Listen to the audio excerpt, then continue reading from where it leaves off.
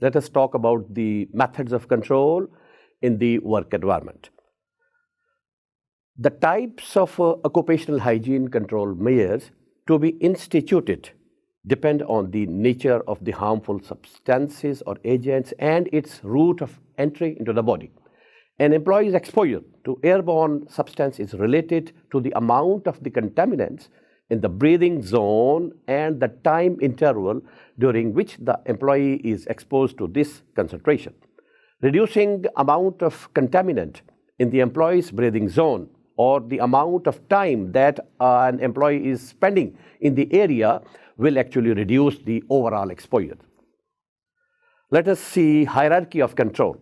So if you see the figure, this is a pyramid. And in the top of the pyramid is the most effective control method like elimination. Whereas if you go down to the pyramid, and then you will see in the bottom the least effective measure like PPEs. Here are different control methods. Number one, elimination means totally physically eliminate the hazard. Engineering controls, which engineer out the hazard either by initial designing specifications or by applying methods of substitution, isolation, or ventilation.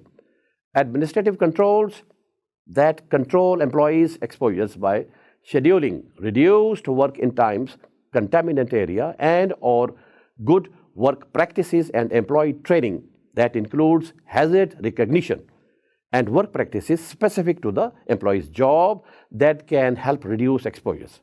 Another one is personal protective equipment, with the last one, which employees wear to protect them from their environment. Personal protective equipment can be used in conjunction with the other control methods. PPEs are the last resort in controlling hazards. Now we will look into details these control methods one by one. Elimination, number one, totally eliminate the hazard. Number two, engineering controls. Engineering controls of two types: substitution, changing the material, or substitution, yani changing the process. Substitution, changing the material. What that means? Let us see. The changing the material means substitution of non-toxic or less toxic material from highly toxic ones. Examples: the classical example of substitution as an occupational hygiene control measure includes replacement of white lead in the paints manufacturing pigments by zinc, barium, or titanium oxides. The use of phosphorus sesquisulfide instead of white phosphorus in match making. Shot blasting instead of sand blasting. Another example is substitution of calcium silicates and mineral wool for asbestos as an insulating material. Now, the second one is substitution, changing the process. In this case, we have to change. A change in the process offers an ideal chance to improve working conditions. Most changes are made to improve quality or reduce the cost of production. However, in some cases, a process can be modified to reduce the dispersion of dust or fumes that remarkably lose hazards. For example, in the automotive industry, the amount of lead dust created by grinding solder seams with high-speed rotary sanding discs was greatly reduced by changing to low-speed oscillating type sanders. More recently, lead solder was replaced with the tin solders and silicone materials. Brush painting or dipping instead of spray painting can minimize the concentration of airborne contaminants.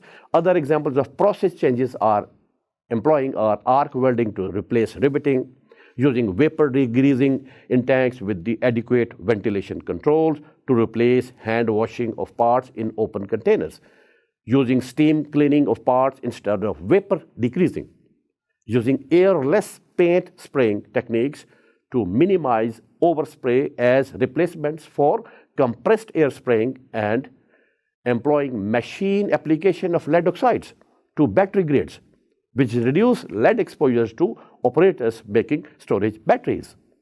Isolation. Potentially hazardous operations should be isolated to minimize exposure to the employees. The isolation can be a physical barrier, such as acoustic panels used to minimize noise transmission from a winning blower or a screaming ripsaw. The isolation can be in terms of time, such as providing remote-controlled semi-automatic equipment so that an operator does not have to stay near the noisy machine constantly, or the worker may be isolated or enclosed in a soundproof control booth with a clean source of air supplied to the booth. Isolation, remember, is particularly useful for jobs requiring relatively few workers and when controlled by other methods are difficult or not possible.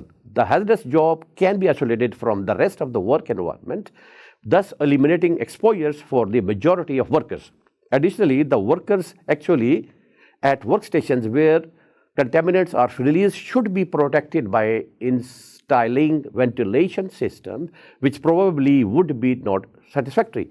If the workstations were not isolated, isolation can also be provided by appropriate use of distance and time, for example, with respect to radiation and noise exposures.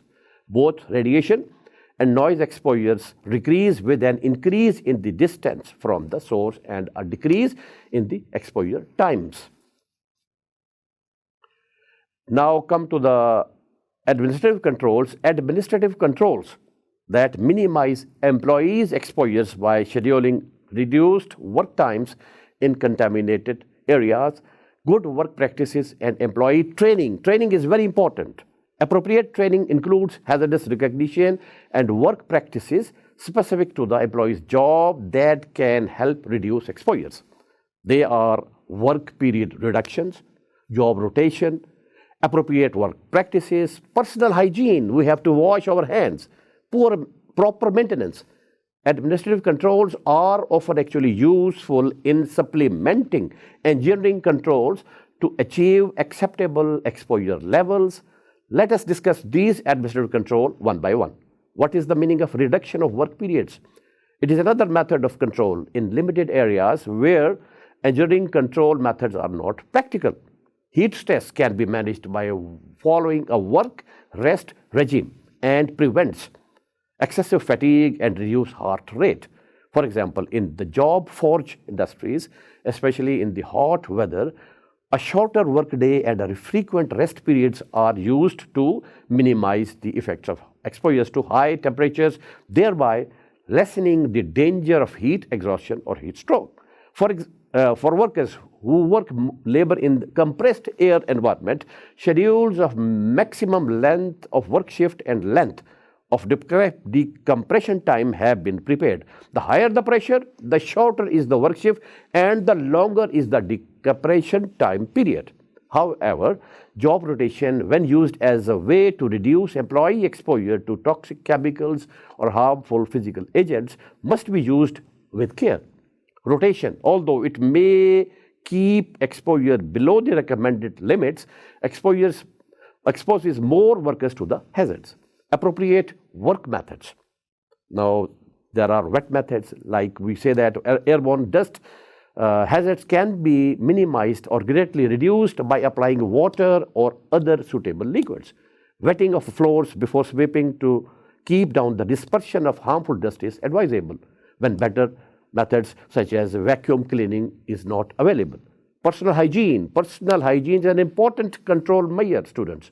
The workers should be able to wash exposed skin promptly to remove accidental splashes of toxic or irritant materials. If workers are to minimize contact with harmful chemical agents, they must have easy access to hand washing facilities. Similarly, housekeeping and maintenance. Good housekeeping always plays a key role in the control of occupational health hazards. Good housekeeping is always important, but where there are toxic materials, it is of particular importance. Local laws we have to look, remove dust or on overall ledges and on the floor because it can become airborne by traffic, vibration, and random air currents.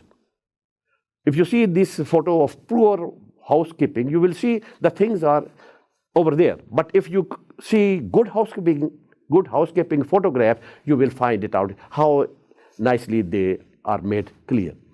Immediate clean up of any spills of toxic material is always very important control measure. A regular clean up schedule using vacuum cleaners is an effective method of removing dirt or dust from the work area.